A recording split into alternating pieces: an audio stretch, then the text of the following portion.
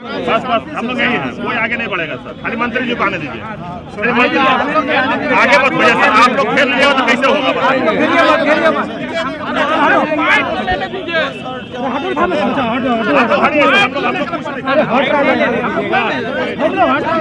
आप लोग हटिए, थोड़ा सा खसक जाइए।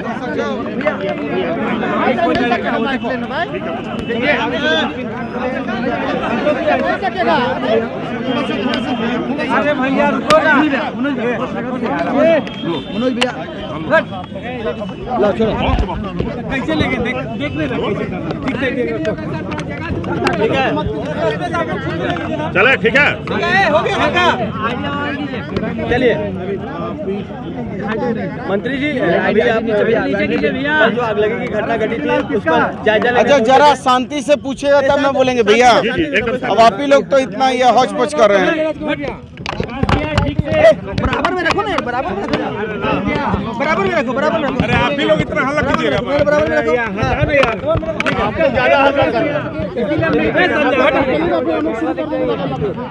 चलिए मंत्री जी, क्या कुछ आपने अभी तक जायजा लिया और क्या कुछ आप लोगों ने देखा है यहाँ पर? देखिए ये घटना काफी दुखद घटना है और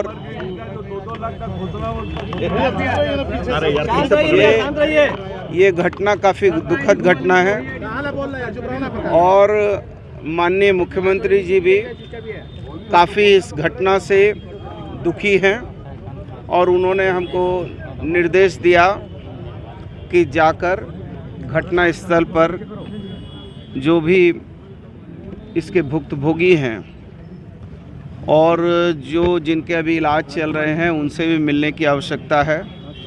घटना की एक विस्तार रिपोर्ट माननीय मुख्यमंत्री जी ने मांगा है कि आखिर क्या कमी है, क्या खामी है, क्यों इस तरह की 2-3 घटनाएं हुई हैं। तो इसमें हमने धनबाद के उपायुक्त महोदय को भी निर्देशित किया है कि जो बिल्डिंगें बन रही हैं उसके बायलॉज पर फायर नॉर्म्स को लागू किया जा रहा है, नहीं किया जा रहा है, वाटर हार्वेस्टिंग का क्या है। एक मेजर इशू है कि यहाँ ट्रैफिक की व्यवस्था, उसको लेकर भी हम लोग संवेदनशील हैं। साथ ही जो फायर इक्विपमेंट वगैरह हैं ये हम भी मानते हैं कि ये काफ़ी नहीं है और इसमें एक बृहद सुधार की आवश्यकता है और इसको लेकर मुख्यमंत्री जी के निर्देश पर हमारे चीफ सेक्रेटरी साहब इसको लेकर बैठक कर रहे हैं और जल्दी ही हम लोग पूरे राज्य में अग्निशामक सेवा कैसे दुरुस्त हो इसके लिए बृहद स्तर पर कार्रवाई करेंगे। और चूँकि बिल्डिंगों की ऊंचाई जो है 10 से 15 तल्ले की है और हमारे पास ऐसे संसाधन की कमी है तो वो कमी को जल्द पूरा करने के लिए हम तैयार हैं। और इसी के साथ साथ मैं बहुत धन्यवाद देता हूं बगल में जो अस्पताल है हमारा, जिसने बहुत इसमें मदद किया है। हमने पाटलिपुत्र नर्सिंग अस्पताल के जो भी हमारे ट्रोलिया साहब हैं उनको भी प्रशासन के द्वारा उनको प्रशस्ति पत्र दिया जाएगा। जो ऐसी विकट परिस्थिति में जिन्होंने साथ दिया है तो उनको प्रशस्ति पत्र भी दिया जाएगा।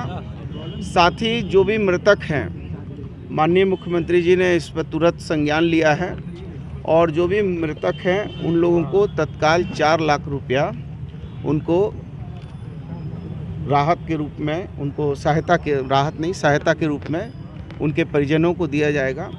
साथ ही भविष्य में ये घटनाएं नहीं हो ये बहुत ज़रूरी है और जो भी इलाजरत लोग हैं उन इलाजरत लोगों को भी कैसे बेहतर से बेहतर यदि इलाज कराना है और ज़रूरत पड़ी, यदि कोई भी ऐसा अभी तक ऐसी नहीं है कोई सूचना कि कोई बहुत डेंजरस जोन में है, लेकिन यदि चूँकि इसमें होता है कि कभी कभी सीने के अंदर जो है कार्बन चला जाता है और यदि ज़रूरत पड़ेगी किसी को बाहर ले जाने के लिए तो हम लोग जो है बाहर ले जाने में भी पीछे नहीं हटेंगे।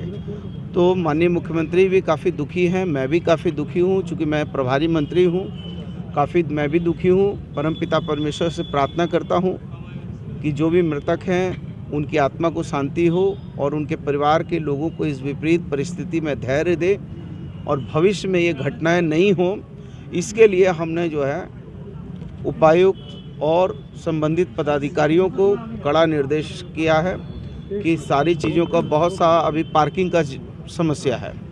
जो पार्किंग है, जितने लोगों ने बिल्डिंगें बना ली हैं लेकिन उसको कॉमर्शियल एक्टिविटी कर रहा है पार्किंग का, तो उसके लिए भी हमने कहा है कि जिन लोगों ने बिल्डिंग बायलॉज का उल्लंघन किया है आप त्वरित उस पर कार्रवाई करें।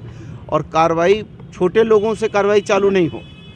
कार्रवाई का नतीजा होता है कि छोटे लोग कार्रवाई के शिकार हो जाते हैं, बड़े लोग बच जाते हैं। हमने कहा है बड़े लोगों से कार्रवाई चालू कीजिए ताकि दृष्टांत पेश हो। और जब तक देखिए नीचे बड़ी बिल्डिंगों में पार्किंग की व्यवस्था जो बायलॉज में है जब तक नहीं होगी तब तक जो है ये जो अभी भाई साहब कुछ कह रहे थे कि ट्रैफिक का, तो ट्रैफिक को कई तरीके से हमको लेने की ज़रूरत है। एक तो बिल्डिंग के जो ये है पार्किंग उसका भी इस्तेमाल, दूसरा हम लोगों ने जो कुछ हम लोगों को ट्रैफिक असेसमेंट हुआ है उस हिसाब से जो निर्देश आए हैं उनके अनुरूप भी कुछ काम करेंगे। सर जो घायल है उनके लिए क्या कुछ नहीं, जो घायल हैं उन लोगों को भी जो भी सहायता होगी, कोई भी घायल का समुचित इलाज करने का पूरा दायित्व हमारी सरकार का है। और माननीय मुख्यमंत्री जी ने हमको निर्देश दिया है कि किसी भी घायल को यदि हमको उनको एयरलिफ्ट भी करना पड़ेगा तो हम तैयार हैं। क्या बिल्डर पे कार्रवाई होगी सर? देखिए मैं एक मिनट, दूसरी बात यह है कि चूंकि आग लगी है और आग लगने के बाद जो कॉलम वगैरह हैं उस कॉलम का जो अभी जो उसका लोड कैपेसिटी है उस पर भी एक जो है कार्यपालक अधिकारी के माध्यम से और जो भवन निर्माण के एग्जीक्यूटिव इंजीनियर वगैरह हैं इन लोगों की एक कमेटी का फॉर्मेशन हो रहा है ताकि जो स्ट्रेंथ है उस बिल्डिंग का, कहीं ऐसा तो नहीं है कि आग लगने के बाद वो स्ट्रेंथ जो है कमज़ोर हो गया, कल को बिल्डिंग धंस जाए, तो इस पर भी हमने जांच का निर्देश दिया है। और जो बिल्डर हैं बिल्डर का भी जांच होगा। देखिए सारी चीज़ों का जब हम लोग आए हैं और ये सरकार संवेदनशील सरकार है, मुख्यमंत्री जी ने तुरंत संज्ञान लिया है और तुरंत जो है रांची से लेके धनबाद तक को निर्देश दिया गया है। और मैं खुद जब यहाँ आया हूँ तो आप समझ सकते हैं कि सरकार पूरी मजबूती के साथ काम करेगी और जो भी दोषी होगा उसको छोड़ा नहीं जाएगा। लेकिन अभी तत्काल दोषी निर्दोषी की बात बाद में करेंगे। अभी तत्काल जो कैजुअलिटी हुई है और जो लोग अभी इलाजरत हैं वो सारी चीज़ों का कैसे करके बढ़िया तरीके से समाधान हो जाए, इस पर हम काम करेंगे। सर आज एक और घटना घटी है। आज एक ये थे रिकवरी एजेंट थे, उनको गोली मारकर हत्या कर दी गई। हाँ, निश्चित तौर पर पता चला है, मैंने उसका भी संज्ञान लिया है और मैंने डीसी साहब को, एसएसपी साहब को भी निर्देश दिया है। मैंने मारा था लेकिन क्या कार्रवाई? नहीं, देखिए ऐसा है ना, देखिए ऐसा है कि कार्रवाई हम लोग कर रहे हैं और थोड़ा आप लोग सब्र कीजिए, कड़ी से कड़ी कार्रवाई भी सुनिश्चित होगी। और जो भी लोग लॉ एंड ऑर्डर को हाथ में ले रहे हैं या ऑर्गेनाइज क्राइम कर रहे हैं, वो कोई भी ऑर्गेनाइज क्राइम करने वाला नहीं बचेगा। कुछ ऑर्गेनाइज क्राइम करने वाले लोगों का पीछे पुलिस लगी है, कुछ के बारे में संवाद मिल रहे हैं कि विदेश में है, कुछ जो है बाहर हैं, तो सब पर कार्रवाई हो रही है। चलिए होगा ऐसा। नगर आयुक्त जो है नक्शा पास कर नहीं, मैंने भाई साहब आप थोड़ा चुप रहिए ना। इस तरह की घटना जो घट रही है सर, इस पर क्या कड़ी कार्रवाई करेंगे? देखिए हमने नगर आयुक्त को भी और उपायुक्त महोदय को भी हमने निर्देशित किया है कि अभी तत्काल सारे नक्शे, जितने नक्शे हैं अभी फ़िलहाल, जो आज के बाद जितना नक्शा है वो अभी फ़िलहाल नहीं चालू होगा।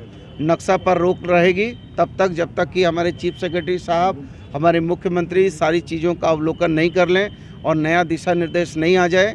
आज के बाद यदि कोई आपको नया नक्शा मिलेगा और नए नक्शे पर काम होगा तो आप हमको बताइएगा। मंत्री जी, एक बड़ी बात है कि 2 दिन पहले जो हाजरा अस्पताल में, मंत्री जी सुनिए एक मिनट, मंत्री जी, हाजरा अस्पताल में जो घटना घटी थी उसमें एक सवाल ये उठ रहा है कि क्लिनिकल एस्टेब्लिशमेंट एक्ट के तहत उस अस्पताल का हर साल नवीनीकरण हो रहा था, बावजूद उसमें फायर इक्विपमेंट नहीं होने के बावजूद ये नवीनीकरण का जो सर्टिफिकेट है वो दिया जा रहा था। तो इसके पीछे जो लोग जिम्मेवार हैं नहीं, निश्चित तौर पर देखिए, क्लिनिकल एस्टेब्लिशमेंट एक्ट और पीसीपीएनडीटी एक्ट, ये दोनों पर समझौता नहीं किया जा सकता है।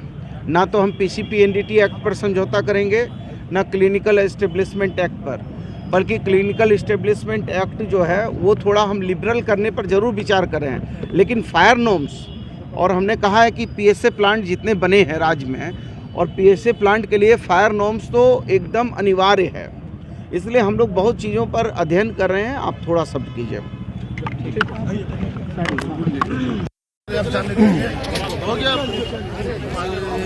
लोग कहाँ गया? हाँ इधर है भैया नई आइडिया टूट जाएगा, तार टूट जाएगा, वीडियो ग्रुप पे डाल दीजिए, तार टूट जाएगा।